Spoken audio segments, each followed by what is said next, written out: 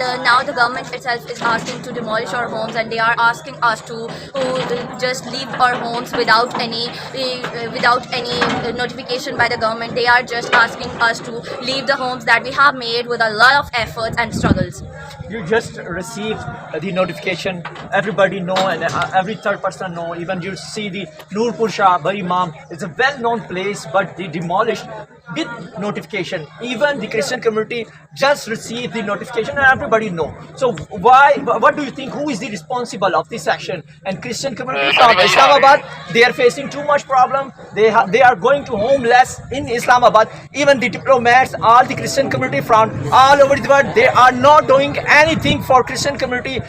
After 8 days or after maybe 2 days, they will action here, Capital of Development Authority with government of Pakistan going to demolish the Christian community here, but there is no voice raised for Christian community. How do you see? We are here since last 3 to 4 months. It was our Easter. There were almost 5 to 7 days left to celebrate the Easter, and they just gave us the notification to leave our homes in 2 days. Otherwise, they will just put our all the things and they will throw it down without any complete notification, without any other survivals. Like they didn't told us where should we go. As you know that we have made our homes with a lot of struggles, with a lot of efforts, and you can see that here are only the poor people. We came here almost 10 to 12 years back, and there were no electricity, there was no gas here, and we have built all the churches here. There are almost 50 churches here, and there are how many families are living all over in Islamabad, the capital of Pakistan? How many families are living here?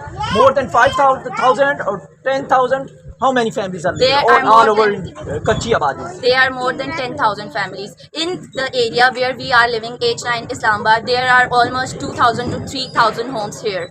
2,000 to 3,000 families here. So you can imagine that there are many colonies here. So in all the colonies, there are, if we just imagine and we see the average number, there must be 2,000 to 3,000. And if we count them, there must be 30,000 to 35,000 families here. So how many families will be affected from this demolish action? There are numerous families. It has not been counted yet, but yeah, with a small average, we can say that there are 30,000 to 35,000 families here. Thank you so much for your time. Before leaving, would you like to give message to people who are watching you from all over the world, especially the Christian community and international people who are watching you from all over the world?